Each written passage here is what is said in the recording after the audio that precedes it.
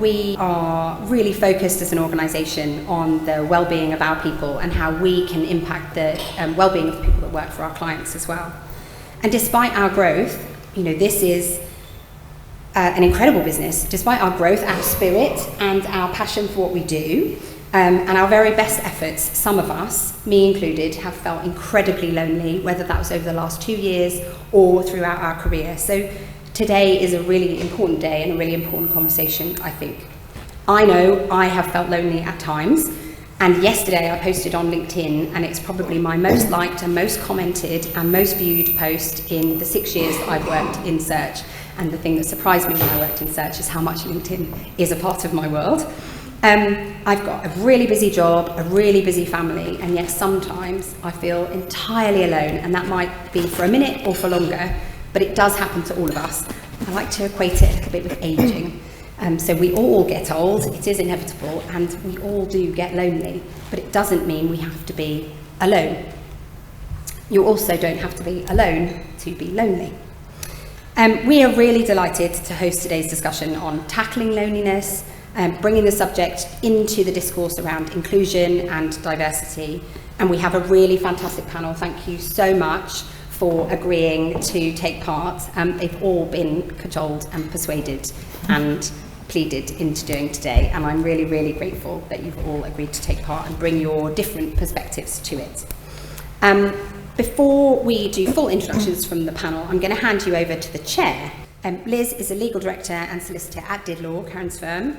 They are a specialist employment and discrimination practice. She's got really incredible, extensive experience of all aspects of employment law, specialising in discrimination and whistleblowing cases, with a specific focus on sexual harassment and disability, and has a particular skill and experience in dealing with clients with PTSD and other stress-induced disorders. So full of expertise to lead our discussion today. Alongside the day job, she sits on the advisory board for the Rights for Women. Elizabeth is also a mother of 2, including one very tiny one, and not only she stepped in at the very last minute, she's had not very much sleep last night, and she's only 3 weeks back from maternity leave into a new job. So I know...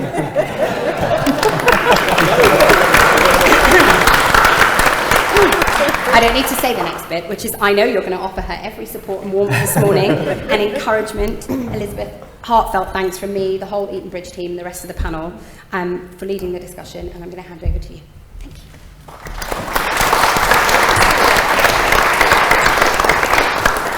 Thank you, and I feel really happy that you all applauded me for stepping into the breach and also looking as if I only had 2 hours sleep, which I did. But anyway, today isn't about me, it's about the panel and the discussion on tackling loneliness, which obviously, as Olivia says, we've all experienced, and I, having just come back from maternity leave, am completely aware of being lonely at home with a 5-month-old non-sleeping baby whilst everybody else looks like they're having a great time. So coming back to work has been a great reintroduction for me to the real world. But without further ado, I'm going to introduce you to our panel, and I'm going to work along this way, which seems logical. So firstly, we have Anusha Reddy, who has, as I'm told, deep expertise in talent, leadership and capability, with a special interest in well-being and relationships within organisational performance. And I'll get everybody to talk a bit more about their experience later. Next, we have Simon, who, like me, is 3 weeks into a new role, hitting the ground running as talent director at Drax Group. We had a brief conversation about the shift in his business, which you can talk about more later, and also has specific interest in ASDs, so autism spectrum disorders, based on his own personal lived experiences and those of his family. So another interesting insight. Emma Rose is the Group HR Director at Travis Perkins, and I understand joined during COVID, so understands what it's like to be onboarded without anybody else around you, so I'm sure we can all relate. Has a specific interest in the role of business in the community and also lone workers, which I think will have specific resonance today in terms of the loneliness topic. Next, we have Julius Cordell, who has most recently been HR Director at Destination Asia, which is part of the Emirates Group. He has a background in clinical psychology, which is just about, I can say that this morning, in public sector Australia and also the armed forces. So from a psychological perspective, I'm sure he'll have a lot to tell us. And then last but not least, we have Bukola Bio-Yusuf, who is an HR generalist and Experian but amazingly, during the pandemic, founded Accelerate Black Futures and is determined to create and maximise opportunities for the black community in the corporate world. So I'm sure another interesting perspective we can draw on. So that's a brief whistle-stop tour of the panel. So I'd like to turn to each of them to introduce themselves and also explain to us why this topic was something that they wanted to come and discuss with us. So, Anusha, I'll pass to you. Okay, great. So thanks, Liz. I'm delighted to be here with all of you, and thank you to Olivia for keeping Wellbeing on the agenda. So this topic is really important to me, having grown up in South Africa, where separation and atomization of society was legalized. And I think that just led to an absolute fascination about the best and the absolute worst of human behavior. And it led me to become a psychologist because I was interested in how do you use science and evidence-based practice, not just to sort of focus on positive difference to people, but also thinking about business and importantly society. And then about 8 or 9 years ago, I had an experience in an organization where pretty much all the factors that damage well-being played itself out for too long. And I was compared to being a machine in that environment. And I knew it was time to move on, despite the many stay conversations with the CEO and the CFO at the time. But I think the huge benefit of that experience was that I became much more intentional in the focus on well-being, because it was just so glaringly obvious how much it mattered, but you also needed to protect it for business and people to thrive rather than languish. So I'm optimistic that I think together all of our actions can make a big difference. Thank you, Simon. Thank you. Good morning, everyone. Nice to be here and to meet you all. So a few different perspectives from me. Firstly, in the day job as a talent director, workplace well-being and it's linked to employee engagement is very important. So it's part of what I do every day at work, I'm sure like many of yourselves. Liz mentioned my link to the brilliant charity Ambitious About Autism. So the charity is all about educating children and young autistic people and helping them transition to employment. In the UK, 86% of autistic people who have higher education are unemployed. So if you think about the impact to that on themselves, their families, and loneliness and the topics of sort of mental health, there's a big link there, and that's a passion of mine and something that I'm happy to sort of talk about. And then personally, my own journey, I've probably been on a bit of a roller coaster with my own mental health over my life. Probably done several years of therapy in total. So I'm a big advocate for, not just in my experience therapy, but speaking with others and talking about things to prevent loneliness, because I think loneliness exists in our own minds and it's something that is difficult to, but we can control. So yeah, that's me. Thank you. Emma? Morning, everyone. Thank you, Olivia, for the invitation to join the panel today. So I'm the Chief HR Officer of Travis Perkins PLC, which hopefully most of you will have heard of. I've been with the business for 2 years, and as Liz was saying, I'm really particularly interested in actually not just our own employee base, which is very distributed into small teams across the country, but also in our customer base, a lot of whom are lone workers and rely on the connection that they have with our local branches for their day-to-day kind of well-being and relationships. Previous to TP, I worked for Kerry and also Cadbury for 13 years, and I think that was a really formative experience for me because Cadbury was very, very people-centred, and a lot of the culture extended into the well-being of our colleagues and the connection that they have with each other. So I learned a lot from that experience. I'm also a trustee of Special Olympics GB, which is an organisation which focuses on providing sporting activity for people with intellectual disabilities. And I have a son with special needs, which is kind of what led me into the organisation. But people with intellectual disabilities are, like many people with disabilities, at very high risk of mental health issues, and people with intellectual disabilities particularly are amongst the most excluded in society. So we deal with a lot of issues through the organisation with our athletes around mental health and inclusion. I think fundamentally I'm just really passionate about enabling organisations to be more human, and I think that stems from really kind of a passion for authenticity and believing that connection is actually what really drives well-being at its heart. So I'm all about kind of driving agendas that enable people to be at their best. Julius? Hi everyone, Julius Cordell is my name. Background, as noted, is a psychologist, not clinical, actually forensic. So My apologies. No, it's not written anywhere. So a bit more of a specialism around law and psychology and the interconnection that sits there. Worked in police and corrective services as a senior psychologist, looking at welfare of staff, not the welfare of inmates. So a very big focus around, the corporate side of businesses and how we look after our people, especially when you think about having armed forces when all of our officers have weapons. Well-being all of a sudden becomes very, very important. We need to make sure that when they're in the community, they're going to discharge their duties properly and that we don't have any psychological risk around them there.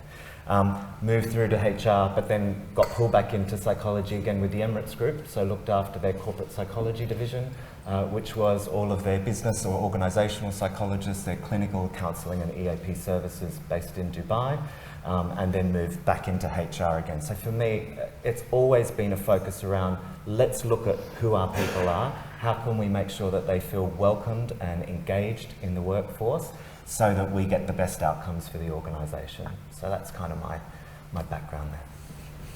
Thank you. And Bukola, last but not least. Thank you very much. Thanks, Olivia, for doing this. I think this is a great opportunity. I'm really glad to be here. My name's Bukola. Everyone calls me B, I like to say. Day job is HR business partnering, so mental well-being and mental health is a huge focus. I actually support an OPCO member who's the sponsor for mental health at Experian where I work, so it's a huge focus for us. But similar to what was said, in lockdown, in the wake of George Floyd, I set up a CIC called Accelerate Black Futures. And I think it was a response to loneliness because I felt extremely alone in a company where we had 90,000 colleagues. A couple of weeks passed and there was just no comment on the team. There was nothing from the CEO, and I just felt like something so huge had happened, but it didn't seem to affect anyone else around me. So setting up the CIC, I have 3 children, we were in lockdown, it was the worst time to do anything other than just survive. But I was so passionate that, for 2 reasons. One, so I could say to my sons, Mum did something, I didn't just whine about it. And 2, to try and find my tribe, try and find people who are similar to me, who could share the same experiences. I have a background in HR, so I was trying to bottle development opportunities, but it was really, you boil it down, it was really to just connect with other individuals. So this topic definitely resonates, I totally resonates with me. And I think the pandemic has exacerbated everything around us in terms of isolation and making people feel even more lonely, even when they're in a crowd. So really excited to be here today. Thank you. So from each of the panelists and their brief introductions, 3 words struck me actually. It was human, authenticity and connection. And I'd just be curious for all of you to comment on how you maintain that human authenticity and connectivity in a world where everybody is either working from home, remote working, hybrid working, because I think one of the most difficult challenges, as we've said, is not having face-to-face contact. And obviously, if you then happen to also have mental health issues or are neurodiverse, that lack of face-to-face contact can actually, push you further down into a dark place. So if each of you in turn could give some insight into what your organisations are doing or what you as a people leader are doing to bridge that gap, that would be amazing. We'll randomly, Emma, you start. Thank you for that. Well, I just thought, it was you that talked about authenticity, so I thought that was a key point. Yeah, I think obviously I joined TP in June 2020, so we were just coming out of the first lockdown. It was a fascinating time actually to be part of an organisation and observing kind of how it was dealing with the issues at play, particularly when I didn't know anybody and couldn't actually meet anyone in person. But I joined the week of George Floyd's death, and I think it galvanised us as an organisation around the subject of inclusion and belonging way more than they'd ever really kind of had it on the agenda before. And so one of the first things I did was really focus on how we could ensure that everyone in our organisation felt seen in a situation where everyone felt quite hidden. We had, the lion's share of our employees actually were in branches and working with, they were kind of classed as frontline workers, but we started to kind of really build our D&I agenda, and we coined a phrase in the business which has become very much a part of our culture now, which is you be you, it makes us us. And I think that has really helped people to be themselves, to tell their stories, we were just talking actually a minute ago about what an insight we got into people who were working at home through their families and their kids kind of coming in. I was talking about an incident where I had when my son walked in naked when I was in a meeting. But I think we've all really appreciated that bit of insight into a bit more of that, who is the person that we see in the office every day, and I think it's broken down a lot of barriers for us, and I think that kind of you be you has just really encouraged people to be comfortable with that and be comfortable with bringing themselves to work.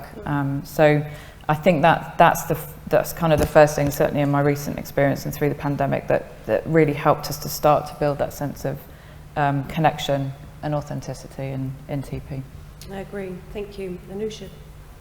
I think for me it's been a lot about leaders, just because of the disproportionate impact that leaders have on people and on their loneliness and sense of belonging. And just a couple of very sort of basic, simple things that we tried, which is about helping leaders to think about how do you lead with empathy and compassion for productivity.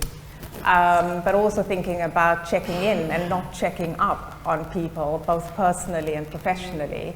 And noticing that when leaders talk about what's happening with work, but also you're thinking about what's happening personally, it starts to connect people in a way and build deeper, more meaningful relationships, and the bonds between people solidify, especially when you bring in personal aspects of it. So it was encouraging leaders to do more of that. But I also think just simple things like asking the teams that they work with what would actually help us to build stronger connections. And to create a stronger sense of belonging in the organization, but importantly to listen, to act on it, so you actually then evolve the workplace culture, and you're starting to deepen those relationships and bonds. And I think the final thing I would say about, sort of linked to this theme, is that leaders themselves feel a lack of belonging and are disconnected from their teams, from the organization, and they're also quite ill-equipped in terms of knowing how to sort of support people. So there's a lot of training in terms of making sure leaders are getting the right training so that they're supported, and you help to destigmatize loneliness, so they're having the right conversations, and then building in those conversations around asking for feedback, giving it, asking for support, but also asking for help, but also giving support to others, because we know that reciprocal relationships are good for our well-being, and it actually is a buffer for loneliness. So those are some of the things. And I think asking for help is one of the key issues, and I think something we can expand upon in the next round of discussion. So, Julius, did you have anything about the former point? Yeah, Anusha raises a really interesting point around leadership there and the need to listen and act. And even prior to the pandemic, when I was back in the police force, and this is going back many years, we had a real issue around suicide, officer suicide. And there is the stigma that sits with mental health, with loneliness, with reaching out, especially in military, paramilitary workforces and blue-collar workforces as well. And one of the things that our commissioner did, and we really encouraged this from a psychology perspective, was to be front and centre of it rather than sit back. So we had our commissioner come forward in the media and say, in front of the cameras, in front of the audiences, and really to his workforce, it's okay to cry. It's okay for my police officers to cry. And that was a pivotal moment for the organisation, where mental health became a key factor that we needed to look at, and officers felt more happy to be able to come forward and to talk. So that leadership, important to listen, important to act and really important to vocalise what's happening within the workforce, to sympathise and empathise and make sure we do something about it. I agree. B? Can I call you B now? Yes, yes, you can.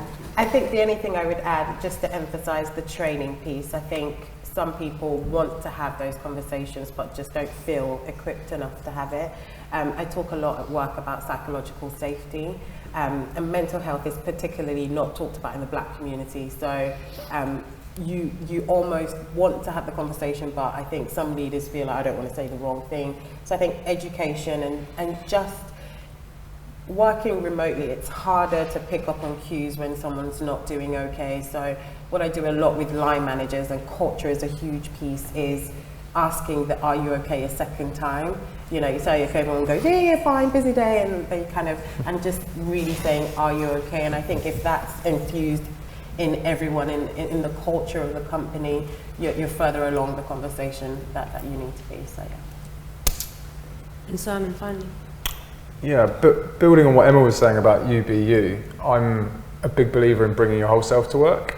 And I think traditionally the workplace hasn't been supportive of that. I think certainly if we look back 5, 10, 15 years, a lot of people might have had a work persona and they felt like they had to be different in the workplace to how they did outside of the workplace.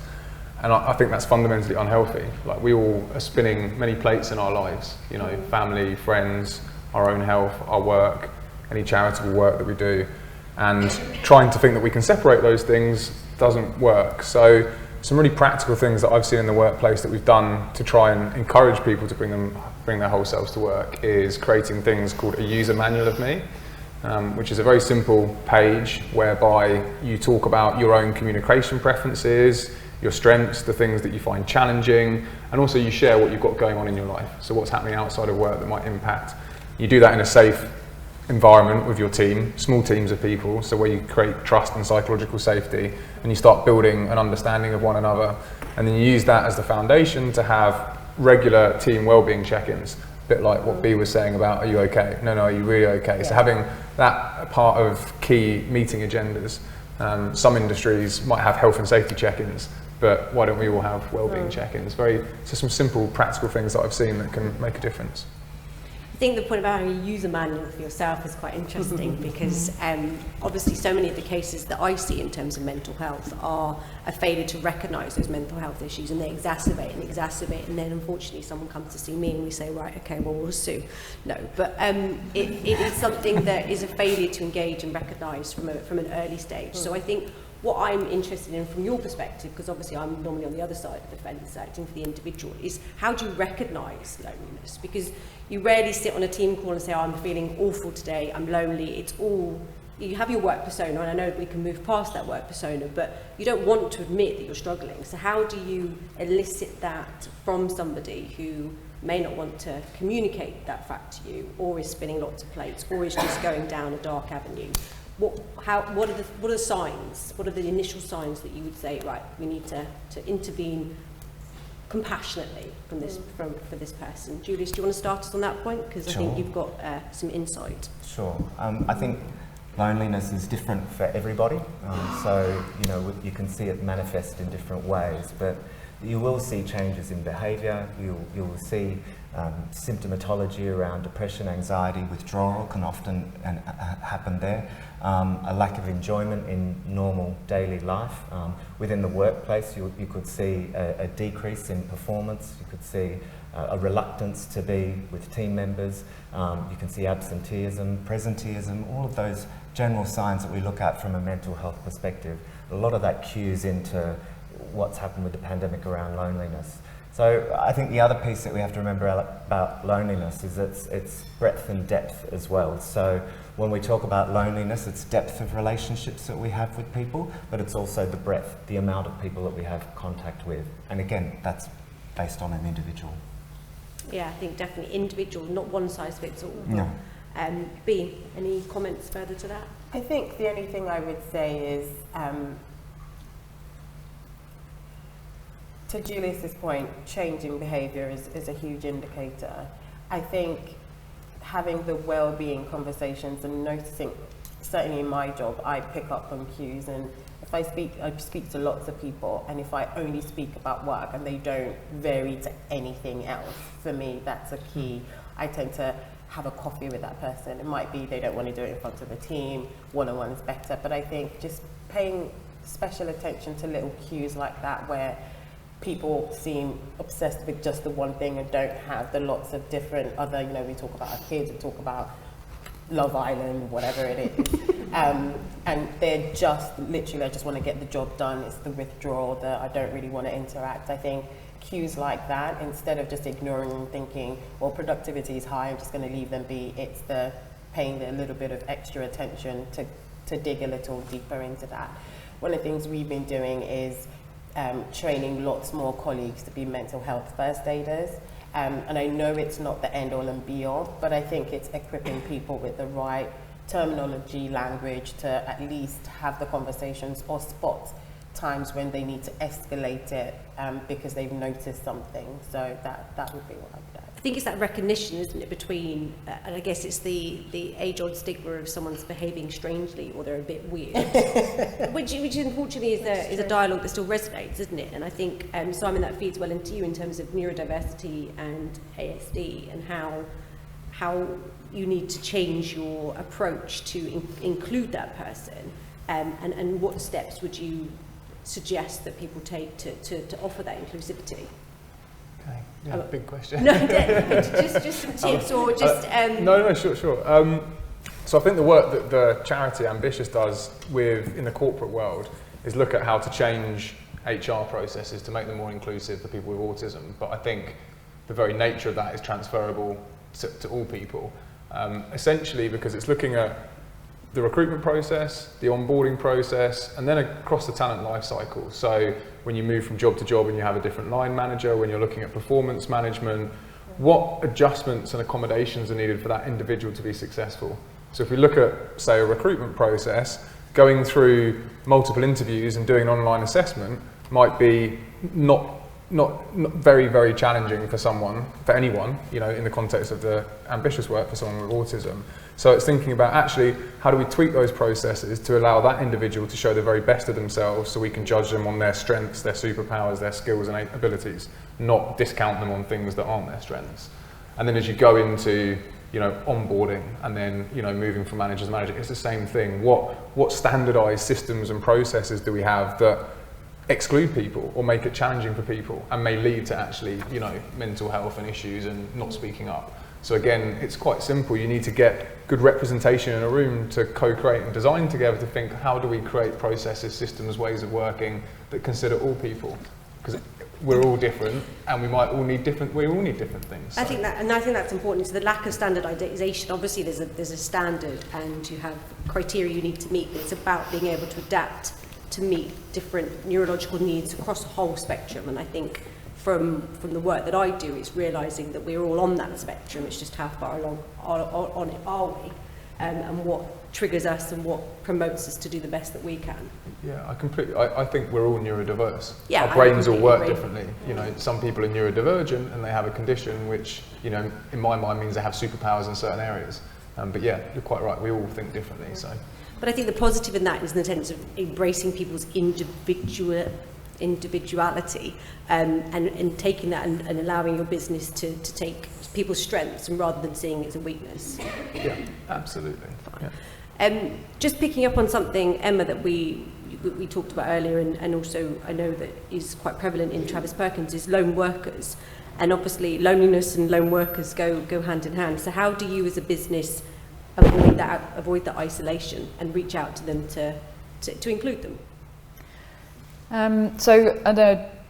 Within the business, one of the things that we've done is to, as well as the increasing the number of mental health first aiders, which I think has been a big signal to the organisation that we're taking it seriously, we have also done something which I think has been more successful than we ever thought it was going to be, where we had a number of branch managers. So, they would be the first line management role in our business, very autonomous. They're running quite sizable businesses, but we would have a couple of thousand managers, it being such a kind of distributed business. And we had a few branch managers who were particularly passionate about mental health and very conscious of the mental health issues we have in the organisation. The construction industry is quite famous for having a high level of mental health issues.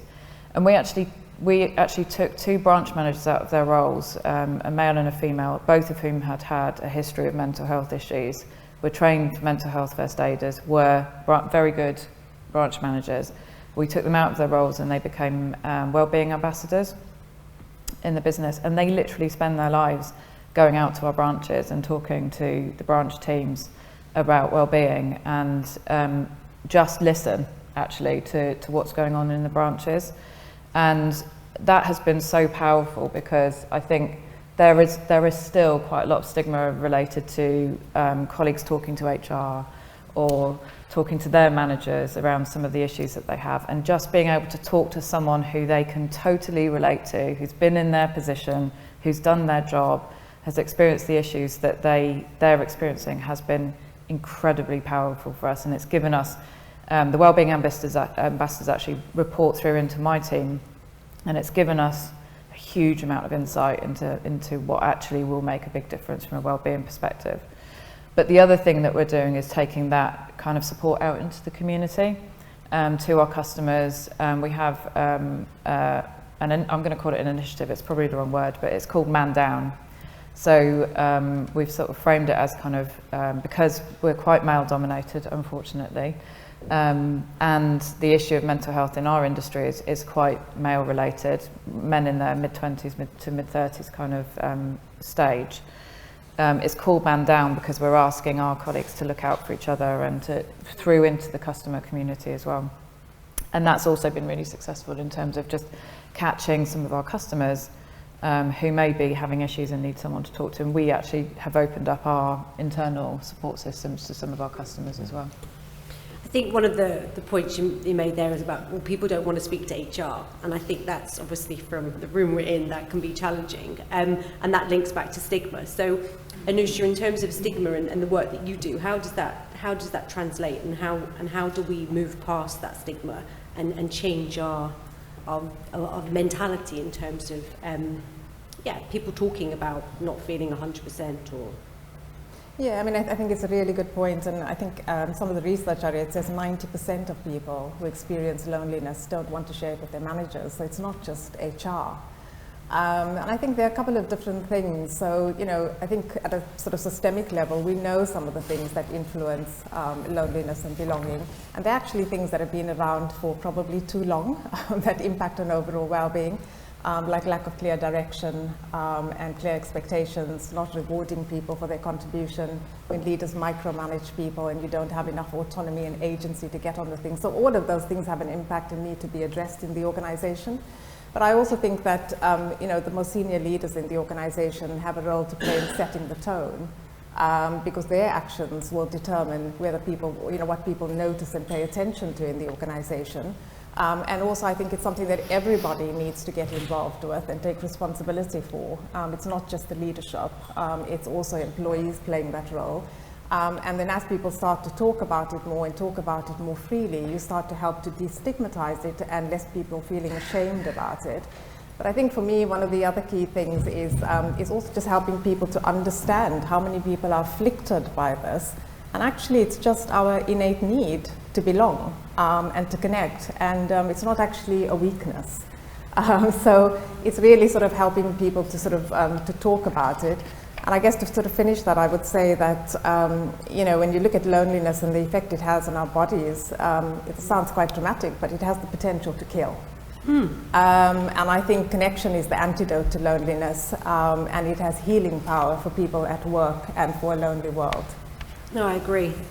B, you talked about stigma in the Black community in terms of admitting to loneliness or mental health. Do you want to provide any further kind of insight into that? Yeah, so I mean, last year during Mental Health Month, I did a few podcasts, and I did research for it, and it was interesting to see things like, you talk about people going to therapy, but in the Black community, one, it's not talked about, and then if you muster the strength to actually go and seek it, you're talking to mainly white professionals who then don't kind of understand the problem and just kind of makes things slightly worse. So I think, again, finding your tribe is so important.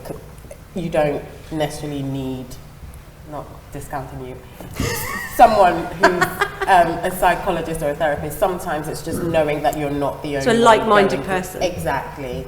But I think, we're starting to have those conversations now. I think what's important, again, is the psychological safety, where people feel like, especially in the Black community, where there's already a sense of, am I being discriminated against because I'm Black? Then on top of that, I'm going to say I've got mental health issues. Oh my God. So it's about creating that safety. One of the things we did last year during Mental Health Month was This Is Me campaign. And we had really senior people come in and just talk about lots of conversations that would never have come up in a random conversation. And it just sparked, I would be walking down the corridor, and I wasn't seen as HR anymore. I was seen as, I did a This Is Me campaign. I've got 3 kids, I've got a mum who suffers from depression, I've got this, I've got that. And people would just randomly go, oh my God, I didn't know that. I also do this. And it just kind of put down the boundaries of this is HR and this is, and everyone felt safe enough to connect. And I think if that is in the culture, and if that's something that they see senior leaders do, it gives permission, to managers, it gives permission to everyone else to have those conversations and not feel like it takes away from anyone's performance. And I think if the pandemic has done anything, it has merged everything. There are no boxes anymore. I used to be able to do work and then come home and be a different bee. And now it's in your living room. Everything's all blended in together. So I think we need to kind of upskill ourselves to deal with that. But I think, being safe enough to have those conversations is really what makes a difference. And I think recognising people as humans, as they have their challenges, everybody's got their balance, as I said, struggling with coming back to work, having a baby, all those types of things that men, women, everybody faces. So I think from my perspective, key takeaways from today are communication, recognising individualism, and championing differentials and diversity, and drawing from people's individual strengths, albeit different from the next person. What have you all taken away from today, and what key pointers would you give in terms of how you want to change the rhetoric or the culture in terms of loneliness and mental health within your organisation? If you can sum up in a couple of minutes. Do you want to start? Yeah. I think my one key takeaway, I love what Simon said about almost coming in with a manual for yourself, because I think it does 2 things. One, it makes people actually think about it. I think sometimes you just are. You don't really think about your trigger buttons or what your preferences are. And I think doing that exercise actually helps. And then if everyone does it, again, it's that psychological safety of, as a team, I don't like X, I prefer this. And, and I think that just keeps everyone in a known space to move forward. So that's definitely something I've taken to the team. Simon, as you fed into B, how would you do the dogleg from that? Yeah, summarising, I think some of the things that we've all said, I think connection breeds belonging. So, and then helps with loneliness. So working back from connection, I think we're saying psychological safety is a good sort of foundation for connection. And then one step back from there, I think showing vulnerability enables psychological safety.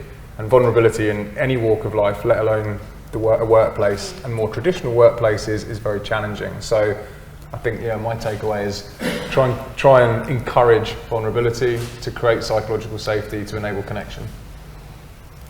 A t-shirt with that printed. That was really that was a good tagline. Anusha.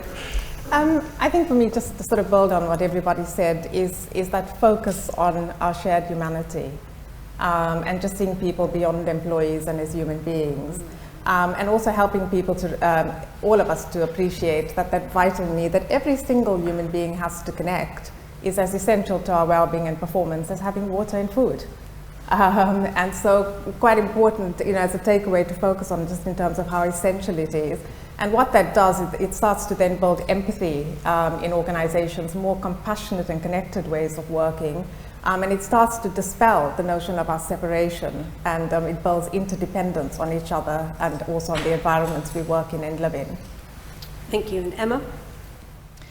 Yeah, I'm just thoughtful. There's so many, there have to be so many different ways that we try to connect with people, because everybody's different and everyone will respond to something differently. The thing that I'm thoughtful about from this conversation, but in a day-to-day basis is, as an organisation, how are we consistent in how we demonstrate that that kind of willingness and compassion to hear people and to allow them to be themselves? Because I think often we let ourselves down because we say one thing and then somewhere else a colleague sees something different that kind of undermines what we're trying to do in that other space. So I was just thinking about there's so many different ways, but the most important thing is that to get the authentic kind of connection with your colleagues, it has to be consistent. Yeah, I agree. So consistency is key. So, Julius, last but not least, do you want to? Yeah, I guess, you know, as human beings, we're creatures of togetherness. We kind of want to be with people, and the pandemic stripped a lot of that away, except for our loved ones. Hopefully they're still your loved ones after the pandemic. But again, for me, sitting here talking to these guys, we all caught up last night and said, well, what's going to be valuable? And it was the shared experiences that we have, where we're all trying to go. When you're sitting there on your tables today, when you leave today, think about what can I do, what can I bring back to my organisation, what are the types of things, like doing this, like education, like connecting with leaders, like bringing people together. What can you do in your organisations? Because it's through those discussions that we can work through this together and we get better outcomes, right? Yeah, and I think that's absolutely key. So I'm just going to sum up to say thank you so much for the panel, for engaging in such a lively discussion. And I'm going to pass back to Olivia to close proceedings. Can't see Zoe anywhere, but she's up the back. So we promised everyone the opportunity to ask some questions.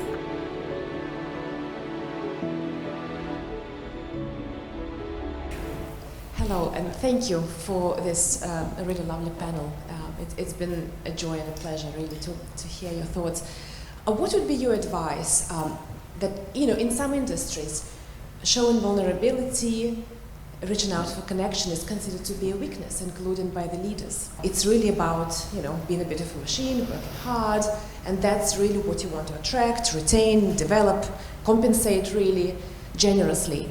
How do you really advise to approach this from the HR standpoint? If it's an issue that's hitting your organisation and leadership might not want to be looking at it, or it might be, you know, really taboo in your organisations or throughout the culture, bring in some statistics, you know, bring in some data that's going to feed leaders who have a financial background, no offence. You know, if we know that loneliness costs, you know, from a workplace perspective, £2.23 billion a year in terms of productivity losses, attrition, you know, and so on.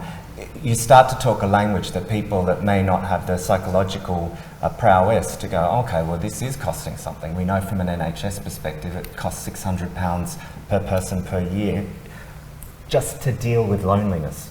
I mean, these are massive figures that we're talking about.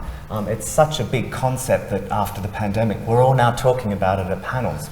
So you can bring in different factors. I guess that's my side there, is maybe it's, you know, if you can't get them on the psychological well-being of your employees, which I think you can go from a financial perspective.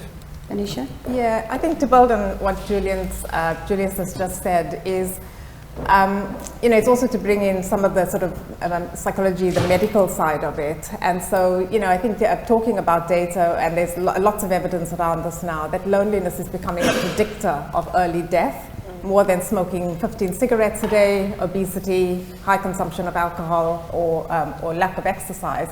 So we're starting to see a lot more of that data come through, as well as the impact it has on our bodies, you know, from dementia through to heart disease, all of those things. I think that makes a difference. But on a very practical level, I think you can find pockets in the organizations with teams that are doing it well, and it will track in terms of how engaged those teams are, what their performance looks like, etc. And so you can use those as examples and start to build from there as well. Simon? I think I'd add on, so adding on the data side, looking more at the emotive side. If we look at a leadership community, every individual in that leadership community is going through stuff and has gone through stuff. So if you can create a safe environment, an offsite, where the topic is culture, employee value proposition, values, behaviours, and basically encourage to share vulnerability, I think that's the start of maybe taking the leadership team on a learning journey to feel more comfortable with that, supported with data. I think that's a good start point. And then across the breadth of the organisation, if you have employee networks, colleague networks, which many organisations do, that is a great ground for having these discussions and talking. So you've got a kind of, groundswell, and then kind of education at the top level maybe. Emma, did you have anything you wanted to add? I think fundamentally, I think people work for people. They don't work for organisations, and I think the what makes a good leader has fundamentally changed. And I think even, the most kind of traditional leaders recognise that to get the best out of people, you have to change the way you lead. But I think generally speaking, leaders find it very difficult to show vulnerability and to tell their stories. And so I think the way I work in our organisation, we've done a lot of storytelling, and actually we've had some incredibly brave and courageous people in the business who've told their stories, who have actually been quite deep into the business, but they have become leaders of our leaders in doing that. And I think through the conversations I then have with them, if they happen to tell me something that I think people would really benefit from hearing, and they would recognise that how much it would help other people, I kind of try and encourage them to be more open about the story. And it's step by step, but I think I think that fundamental truth around people working for people, and actually it's how you engage and connect with your team that gets the best out of them, it's part of what we have to do as leaders today. So they need to move with it. Morning everyone. Thanks to the panel for such a great discussion during this week of mental health awareness. So from the perspective of neurodiversity, I'm currently researching this in terms of accessibility in the workplace, and I'm very interested in the mental health component of that. I wonder if any of you have any insight or experience of how to overcome those barriers to make it easier for workers to have access and succeed and, I guess, thrive in the workplace. I think some of the discussion earlier was around changing processes and ways of working to better enable, firstly, entry into the workplace, and then confidence, security, and an environment where you can perform to your higher standards in the workplace, which requires accommodations and adjustments, right? So I think I'd really go back to that and reiterate that. I think it's on large corporates in particular, who have obviously a big buying power in terms of the talent that they employ, to make those changes at all levels, which then creates accessibility and durability as well. I think that's probably at the core of it from my perspective. Emma, anything you'd add from your perspective? I was just thinking of one of the guys in our business called Gavin, who is autistic, but only diagnosed, he's probably in his 40s, but only diagnosed in the last few years. And he's become a complete hero in our business because he's so courageous in talking about what he needs and the circumstances where he can be at his best.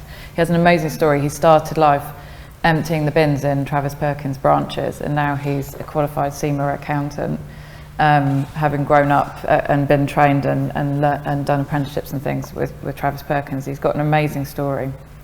But one of the things that really struck me was when we started to come back to work after lockdowns and things, he talked about the challenges for him. So we have a very relationship-driven culture. People love being together, desperate to get back into the office, really kind of looking forward to it. And he was saying, hang on a minute, for those of us who have different needs, are neurodiverse, this is a really stressful situation.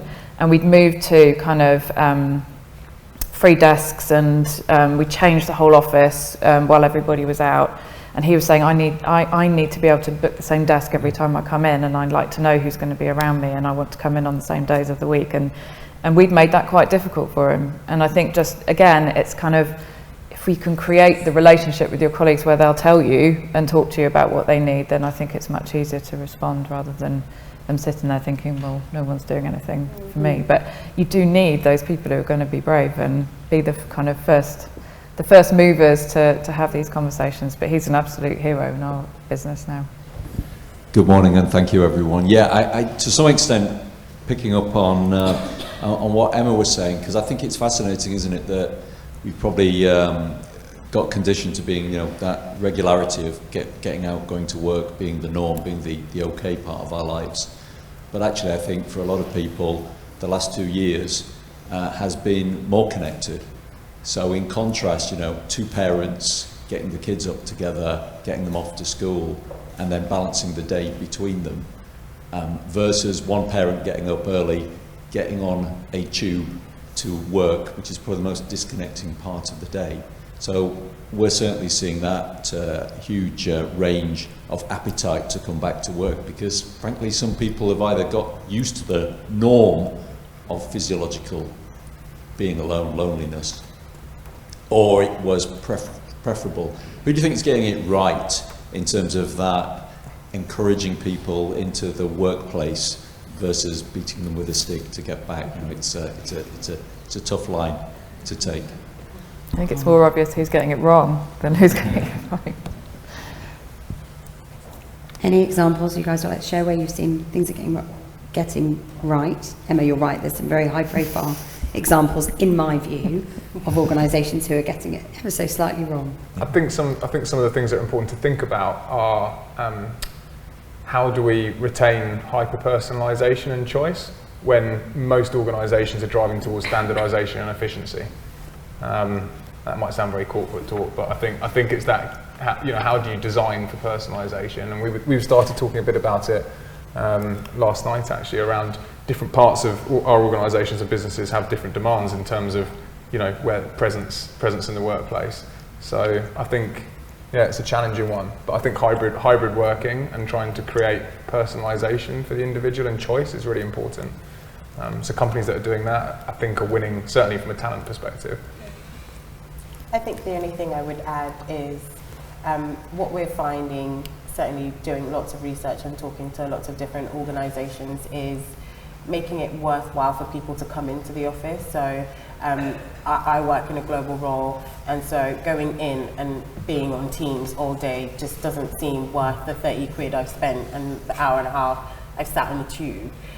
So we have things like, tea and cakes in the office, or a day where you're guaranteed that the office will be heaving, so you see people, or making sure you've got stand-up. So you just need to make it worthwhile. I think I was saying earlier, I went into the office 2 days in a row and my body completely shut down 2 days after, because I'm just not used to going in every day. And so it needs to mean something, and I think that's the organisations that are getting it right are the ones who are focusing on how to make the workplace, mean something and collaborative, so people coming and they know, right, I'm doing more than if I'd sat behind a screen all day at home. So, yeah. Anisha? Yeah, I think just to share some examples, but they're across different organisations. And I think, years ago we all thought open plan offices were a great thing, and the evidence says the direct opposite, because it actually makes people more lonely and alienates people. So I think you're seeing organisations starting to change the physical space for more connection, and that's a good thing. I think the other piece is around all the alternative forms of work that we see in the different arrangements and the virtual working. And so people don't belong to the organizations they work for, and people in traditional work arrangements feel a lack of unity with people. So you're also starting to see organizations think about, how do I broaden the scope to include the whole workforce? And I think linked to the technology piece, we're also starting to see organizations hold technology companies more accountable to say, you kind of need to reimagine and think about how you're going to create the technology that actually helps us to strengthen our connections and that prioritizes quality over quantity of interaction. I'd like to thank Liz and the rest of the panel for their contribution today, and all of your questions as well. It's been a real joy to sit and listen to the discussion. There are a few things for me that I would draw out, and we will do a full kind of write-up after the event and share it with you. One that I thought was great, right at the beginning of the conversation, thank you, Simon, you said everybody is neurodiverse. Some of us have just got different superpowers. I thought that was a really great thing for me to take away, and I'm going to try and hold that one with me, so thank you. The need to be authentic, bring your whole self to work, how do we enable that in our workforces and the people we work alongside, is a thread really that I've run through the last few years, definitely, of this conversation. But I think it was something Anusha said, you said it very well. We all have an innate need to belong, It's not an illness to need to belong somewhere, nor is it an illness to be lonely, but it is becoming an epidemic. So I think we can all do things to change the kind of reality of loneliness, whether that's transient or permanent. And I'm sure there are plenty of people in the room who would give you plenty more ideas of how we individually can do it, as well as from an organisational perspective. So, as always, thank you so much for joining. It's been an absolute pleasure to host you all. The Eton Bridge team will be downstairs if there's anything that we can do to support. And thank you very much. Thanks to the panel. And thank you.